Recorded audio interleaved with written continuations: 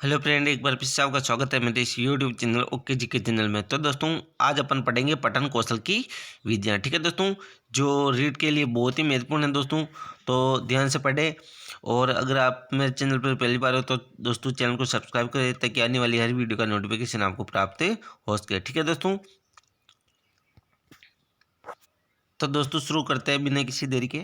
पठन कौशल की विधियाँ। नाम से स्पष्ट हो रहा है कि जो पढ़ने की जो विधियां हैं वो कौन कौन सी, यानी कि जो पठन कौशल का विकास करती है वो कौन कौन सी विधियां हैं। तो दोस्तों, पठन कौशल की जो दो प्रकार की विधियां हैं, पहली है शब्द पठन की विधियां और दूसरी है वाक्य पठन की विधियां। ठीक है दोस्तों, पठन कौशल की दो प्रकार की विधियां हैं। एक तो शब्द पठन, यानी कि जो शब्द होते हैं छोटे छोटे उनको पढ़ने की विधियां कौन सी है, और जो पूरा वाक्य होता है यानी वाक्य पठन की विधियां कौन सी है। ठीक है दोस्तों, सबसे पहले अपन देखते हैं दोस्तों जो शब्द पठन की विधियां। तो इसमें है दोस्तों देखो और कहो विधियां। कौन सी? देखो और कहो विधियां। ठीक है, क्या करना है?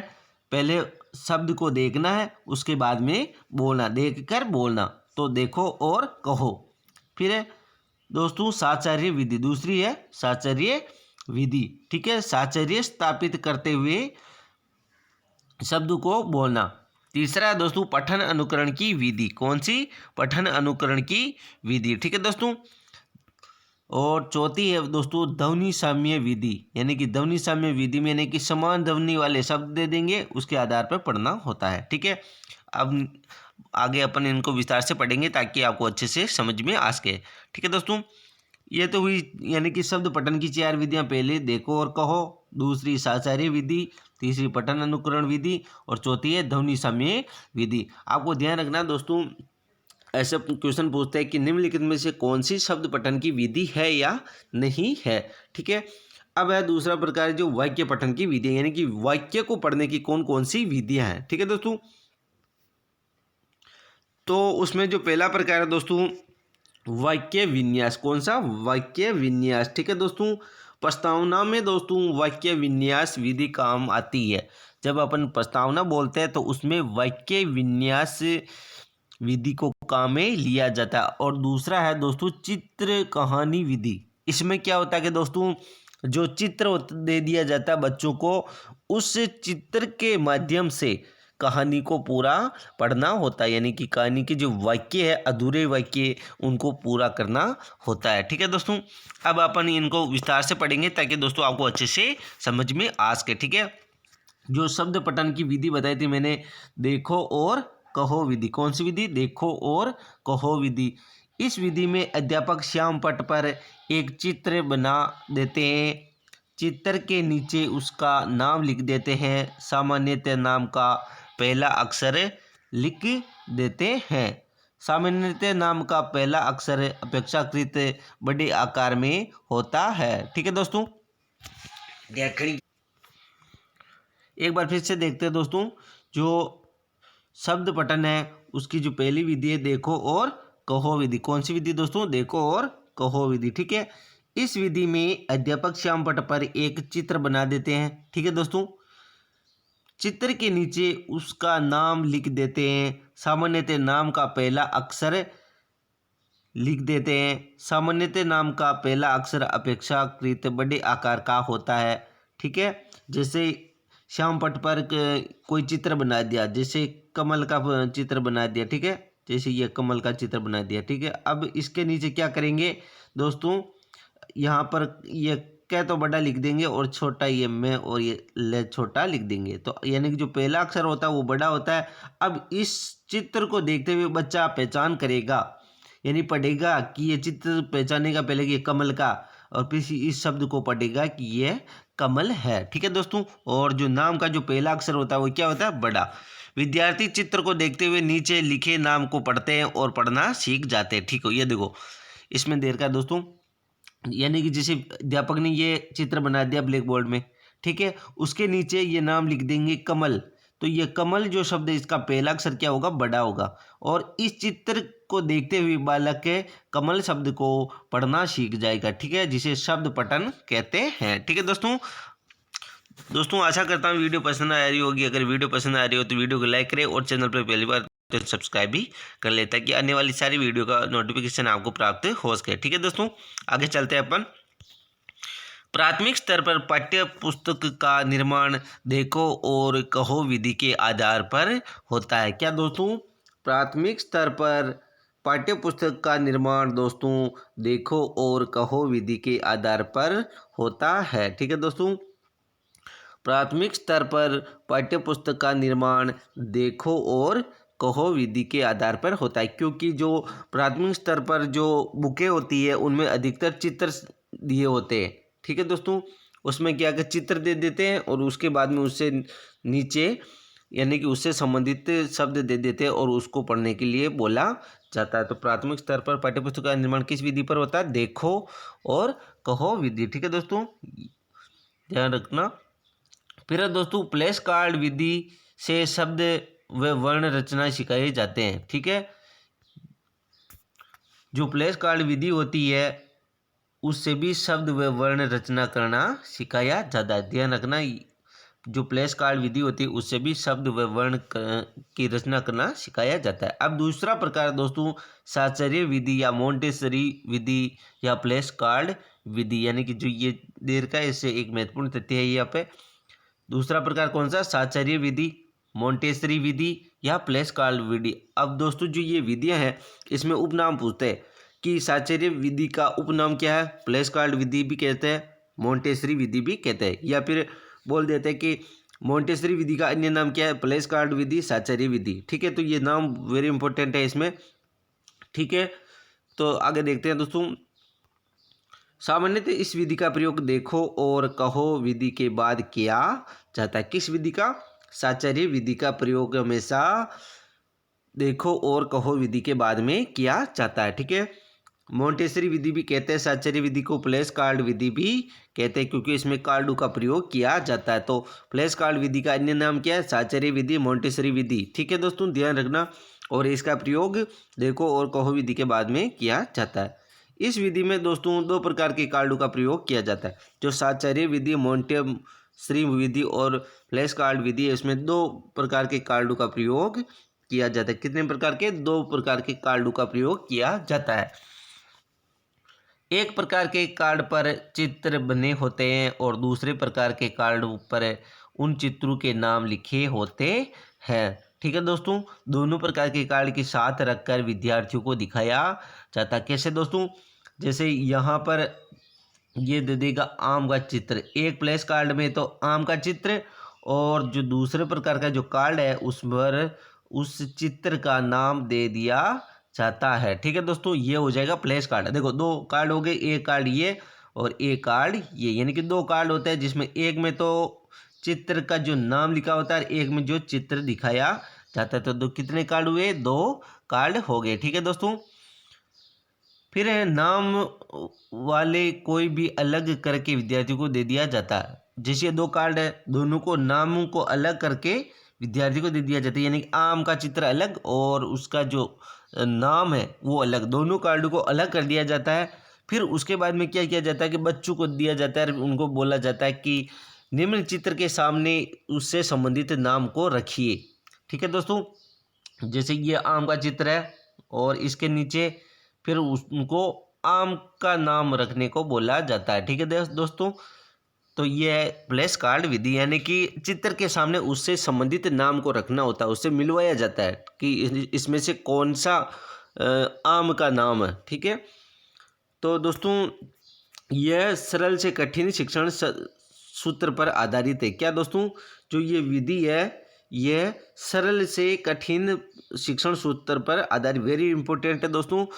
जो साचर्य विधि, मोंटेसरी विधि या प्लेस कार्ड विधि है वो सरल से कठिन की ओर शिक्षण सूत्र पर आधारित है। ठीक है दोस्तों, विद्यार्थी चित्र से साचर्य स्थापित करते हुए नाम वाले कार्ड को रखते हैं और पढ़ना क्या सीख जाते हैं। ठीक है दोस्तों, ध्यान रखना, इसमें क्या करता है विद्यार्थी नाम वाले कार्ड को रखते हैं और पढ़ना सीख जाते हैं। इस विधि में एक बार में कुल 10 कार्ड यानी 5 नाम वाले और 5 चित्र वाले और कुल 10 कार्डों का प्रयोग किया जाता है। वेरी इंपॉर्टेंट है दोस्तों। साहचर्य विधि, मोंटेसरी विधि, फ्लैश कार्ड विधि में कितने कार्डों का प्रयोग किया जाता है? 10 कार्डों का प्रयोग किया जाता है। वेरी इंपॉर्टेंट है। 5 कार्ड नाम वाले, 5 कार्ड चित्र वाले होते हैं। इस विधि को फ्लैश कार्ड विधि भी कहते हैं। वेरी इंपॉर्टेंट है। साहचर्य विधि को फ्लैश कार्ड विधि भी कहते हैं। और दोस्तों आपके लिए ये नोट्स काफ़ी हैं, फिर भी आप चाहो तो सिक्वाल पढ़ लेना, लेकिन ये काफ़ी है आपके लिए।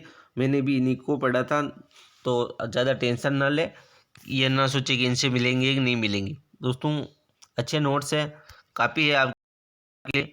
ठीक है दोस्तों, अब अपन आगे चलते हैं। इस विधि का सबसे बड़ा दोष यह है कि इससे केवल चित्रों वाले शब्दों को ही पढ़ना सिखाया जा सकता है। ये इसका दोष है दोस्तों। जो फ्लैश कार्ड विधि है उसका क्या दोष है सबसे बड़ा, कि इससे चित्रों वाले शब्दों को ही पढ़ाया जा सकता है। ध्यान रखना कि एक बार में केवल एक ही विद्यार्थी सीख सकता है। ठीक है दोस्तों, जो ये साहचर्य विधि है इससे एक बार में एक ही विद्यार्थी को सिखाया जा सकता है। जैसे ऐसे सीखता वो वाला, ये चित्र, इसके सामने इस चित्र का नाम वाला कार्ड दे दिया, ये 2 कार्ड हो जाएंगे। ठीक है, जैसे आम हो गया, केला हो गया, कद्दू हो गया, आइसक्रीम हो गया। ठीक है, तो यानी कि 5 कार्ड होते हैं, 5 कार्ड चित्र वाले और 5 कार्ड नाम वाले। ठीक है, जिसे क्या कहते हैं, फ्लैश कार्ड विधि कहा जाता है। ठीक है दोस्तों, फिर दोस्तों है तीसरा है शब्द पठन अनुकरण विधि। कौन सी? शब्द पठन अनुकरण विधि। ठीक है दोस्तों, बहुत ही महत्वपूर्ण है। अब अपन देखते हैं, इसमें अध्यापक पाठ्य पुस्तक के सहयोग से वर्ण के आधार पर बिना मात्रा वाले छोटे छोटे शब्दों का पठन करते हैं। विद्यार्थी पठन का अनुकरण करते हैं और धीरे धीरे पढ़ना सीख जाते हैं। कैसे दोस्तों? यानी कि इसमें क्या करते हैं, अध्यापक पाठ्य पुस्तक के सहयोग से, इसके सहयोग से, पाठ्य पुस्तक के सहयोग से वर्ण के आधार पर बिना मात्रा वाले शब्द, यानी कि बिना मात्रा वाले शब्द कौन से होते हैं? जैसे कल, ठीक है, जल, इस तरह ये क्या होते हैं? बिना मात्रा के शब्द। तो बिना मात्रा वाले छोटे छोटे शब्दों का पठन करते हैं और विद्यार्थी पठन का अनुकरण करते हैं। यानी कि जब अध्यापक बोलता है जैसे कल, तो छात्र भी बोलेगा कल, तो उसका अनुकरण करते हुए धीरे धीरे बच्चा क्या करता है? पढ़ना सीख जाता है। तो इसे बोलते हैं शब्द पठन अनुकरण विधि। नाम से स्पष्ट हो रहा है, शब्दों का पठन करते हैं, उसके बाद में बच्चे उसका क्या करते हैं? अनुकरण करते हैं। यानी कि अध्यापक जो बोलता है उसको छात्र बोलते हैं। ऐसे करके धीरे धीरे बच्चा उन शब्दों को सीख जाता है, जिसे शब्द पठन अनुकरण कहा जाता है। ठीक है दोस्तों, जैसे ये देर का है उदाहरण, जैसे अब मत पढ़ घर चल, अब मत पढ़ घर चल। तो ऐसे वाक्य अध्यापक बोलेगा, फिर छात्र इनका क्या करेगा? अनुकरण करेगा। अनुकरण करेगा तो धीरे धीरे बिना मात्रा वाले शब्द छात्र बोलने लग जाएगा। ठीक है दोस्तों, अब मत पढ़ घर चल। ठीक है, अब दोस्तों चौथा प्रकार है जो शब्द पठन की विधि में, वो है दोस्तों ध्वनि साम्य विधि। क्या दोस्तों? ध्वनि साम्य विधि। ठीक है, वेरी इंपॉर्टेंट है। इसमें यानी कि नाम से स्पष्ट हो रहा है कि ऐसे शब्द सिखाए जाएंगे जो ध्वनि में समान मात्रा वाले हो, यानी कि समान ध्वनि देते हो। जैसे कर्म, घर्म, धर्म, ये क्या? समान ध्वनि वाले शब्द है। तो ऐसे शब्द इस विधि के माध्यम से सिखाया जाता है। तो देखते हैं, अध्यापक उच्चारण में एक समान सुनाई देने वाली ध्वनियों से संबंधित शब्दों को श्यामपट्ट पर लिख देते हैं और विद्यार्थियों को पढ़ने को आदेश देते हैं। क्या दोस्तों? इसमें क्या करते हैं अध्यापक? यानी कि एक समान ध्वनि वाले शब्द यानी कि श्यामपट्ट पर अध्यापक लिख देते हैं, उसके बाद में विद्यार्थियों को पढ़ने का आदेश देते हैं। ठीक है दोस्तों, ध्वनियों में समानता होने के कारण विद्यार्थी एक शब्द के आधार पर दूसरे शब्दों को पढ़ना सीख जाते हैं। जैसे मैं यहाँ लिख दूँगा कर्म, तो उसके बाद में लिख दूँगा धर्म। ठीक है, तो ऐसे जो शब्द है, जैसे इस क्रम के आधार पर धर्म भी वो बोलना सीख जाएगा। ठीक है दोस्तों, फिर दोस्तों यह पठन कौशल के विकास की एवं शब्द पठन कौशल के विकास की सर्वश्रेष्ठ विधि है। क्या दोस्तों? जो ध्वनि साम्य विधि है वो पठन कौशल के विकास की एवं शब्द कौशल के विकास की सर्वश्रेष्ठ विधि माना जाता है। ठीक है दोस्तों, जैसे देखो इसमें कह रखा है कि समान ध्वनि वाले शब्द इसमें दे दिए जाते हैं। तो जैसे कर्म दिया, धर्म दिया, तो अब इनके जो ध्वनि है वो क्या समान है। कर्म, धर्म, गरम, चरम, नर्म, शर्म, तो ये क्या ध्वनि साम्य हो गए है ना, ध्वनि साम्य वाले शब्द हो गए। तो अब कर्म के आधार पर धर्म, धर्म के आधार पर गर्म, गरम, चरम, शर्म, ठीक है। ऐसे करके बालक क्या करता है, शब्द पढ़ना सीख जाता है। ठीक है दोस्तों, तो इसलिए यह विधि पठन कौशल के विकास के एवं शब्द पठन कौशल के विकास की सर्वश्रेष्ठ विधि है। ठीक है दोस्तों, अब अपन आगे चलते हैं। अब अपन पढ़ेंगे दोस्तों वाक्य पठन की विधियाँ। वो तो हो गए शब्द पठन की विधियाँ। अब है दोस्तों वाक्य पठन की विधियाँ, वेरी इंपॉर्टेंट है दोस्तों। मैंने ये चीज़ें आपको शॉर्ट में पहले बता दी है दोस्तों, लेकिन अब इनको अपन विस्तार से पढ़ रहे ताकि आपको अच्छे से समझ आ सके। ठीक है दोस्तों, अपन ने जो पहले पढ़ी शब्द पढ़ने की, जो छोटे छोटे शब्द होते हैं उनको पढ़ने की, अब अपन किस पढ़ेंगे, पूरा वाक्य पढ़ने वाली विधियाँ, जिनसे अपन वाक्य को पढ़ना सीखते हैं। तो ठीक है दोस्तों, जिसमें पहला है वाक्य विन्यास विधि। कौन सी विधि, वाक्य विन्यास विधि। ठीक है दोस्तों, वेरी इंपॉर्टेंट है कि वाक्य को कैसे पढ़ा जाता है, किस विधि के माध्यम से वाक्य यानी कि वाक्य अपन पढ़ सकते हैं। देखो, यह अंश से पूर्ण की और शिक्षण सूत्र पर आधारित विधि है। वेरी इंपॉर्टेंट है, क्यों, क्योंकि इसमें क्या है कि पहले अंश, छोटा अंश होता है, उसके बाद में बड़ा अंश से पढ़ा जाता है, यानी कि छोटे से बड़े की ओर, यानी अंश से पूर्ण की ओर शिक्षण सूत्र पर यह आधारित है। कौन सी विधि, वाक्य विन्यास विधि। ठीक है दोस्तों, ये ध्यान रखना, वाक्य विन्यास विधि किस शिक्षण सूत्र पर आधारित है दोस्तों, तो यह है दोस्तों अंश से पूर्ण की ओर शिक्षण सूत्र पर आधारित विधि है। ठीक है दोस्तों, इसमें अध्यापक किसी वाक्य को शब्दों के रूप में बोलकर के प्रस्तुत करते, क्या करते हैं दोस्तों, इसमें अध्यापक किसी वाक्य को शब्दों के रूप में बोलकर प्रस्तुत करते हैं। ठीक है, विद्यार्थी एक एक शब्द का पठन करते हैं और उन्हें शामिल करके पढ़ना सीख जाते हैं। क्या करते हैं दोस्तों, विद्यार्थी क्या करते हैं, एक एक शब्द को पहले तो पढ़ते हैं, उसके बाद में उनको एक साथ शामिल करके पढ़ना सीख जाते हैं। जैसे राम प्लस विद्यालय प्लस जाता प्लस है, तो ये अलग अलग है। अभी अब क्या करेगा विद्यार्थी, इनको सभी को शामिल करके पढ़ेगा। तो राम विद्यालय जाता, पहले क्या था, राम प्लस विद्यालय प्लस जाता प्लस है। अब क्या करेगा छात्र, राम विद्यालय जाता है, ऐसे करके इनको शामिल करके वो पढ़ लेगा। और किस शिक्षण सूत्र पर आधारित है ये विधि, अंश से पूर्ण की ओर, क्योंकि पहले अंश दे के, देखो राम अलग हो गया, विद्यालय अलग हो गया, जाता अलग है और है अलग है, तो ये अंश है। अभी इनको मिलाएंगे तो ये क्या बन जाएगा, पूर्ण बन जाएगा। तो राम विद्यालय जाता वाक्य पढ़ना सीख जाएगा। ठीक है दोस्तों, दूसरा प्रकार है दोस्तों चित्र कहानी विधि। कौन सी, चित्र कहानी विधि। ठीक है दोस्तों, अब अपन देखते हैं कि चित्रों के माध्यम से कैसे कहानी को पूरा किया जाता है। चित्र कहानी विधि, विद्यार्थियों की पाठ्यपुस्तक में ऐसी कहानियां शामिल हो जो पूरी तरह से चित्रों पर आधारित होती है।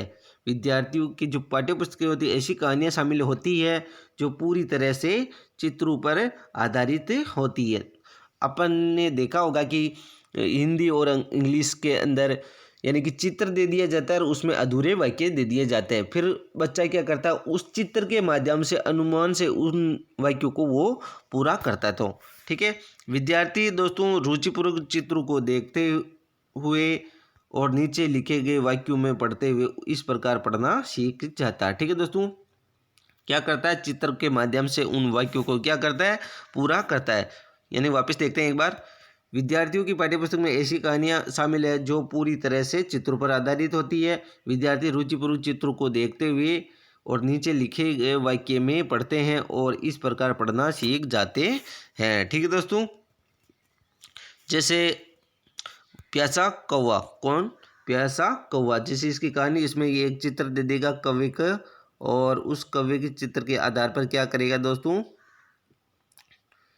उस चित्र के आधार पर वो कहानी को पूरा करेगा। ठीक है दोस्तों, फिर है चालाक लोमड़ी। चालाक लोमड़ी में क्या होता है, एक चित्र दे दिया जाता है, ऊपर अंगूर लटक रहे होते हैं, तो उसके आधार पर उस वाक्य को पूरा करना होता है। लालची कुत्ता, नकलची बंदर। ठीक है दोस्तों, अब दोस्तों आगे देखते हैं, यह वाक्य पठन की सर्वश्रेष्ठ विधि कौन सी, जो दोस्तों यह है चित्र आधारित विधि, ये वाक्य पठन की सर्वश्रेष्ठ विधि है जो जिसे कहानी चित्र विधि भी कहते हैं। वेरी इंपॉर्टेंट है। वाक्य पठन की सर्वश्रेष्ठ विधि कौन सी है? चित्र कहानी विधि। कौन सी विधि? चित्र कहानी विधि। ठीक है दोस्तों, ये वाली। ठीक है, ध्यान रखना। वाक्य पठन की सर्वश्रेष्ठ विधि माना जाता है चित्र कहानी विधि को। क्यों? क्योंकि बालक क्या करता है, इसमें रुचि लेता है, चित्रों को देख देख के वाक्य को पढ़ना सीख जाता है, इसलिए ये वाक्य पठन की सर्वश्रेष्ठ विधि मानी जाती है। ठीक है दोस्तों, वाक्य पठन की सर्वश्रेष्ठ विधि कौन सी है? कहानी चित्र विधि। बहुत ही ईजी है दोस्तों, ज़्यादा हार्ड नहीं है। यानी कि वाक्य अपन ज़्यादा कब याद कर पाएंगे? जब वो चित्र पर आधारित हो, तो बच्चा क्या कर चित्र के माध्यम से आधी चीज़ को तो ऐसे याद कर लेता है। ठीक है दोस्तों, तो ये होता है कहानी चित्र विधि। यह है वाक्य पठन की सर्वश्रेष्ठ विधि। ठीक है दोस्तों, आशा करता हूँ दोस्तों वीडियो पसंद आई होगी। वीडियो पसंद आई तो वीडियो को लाइक करें और चैनल पर पहली बार तो चैनल को सब्सक्राइब जरूर करें। कल अपन दोस्तों इससे आगे का पार्ट पढ़ेंगे। तब तक के लिए जय हिंद, जय भारत।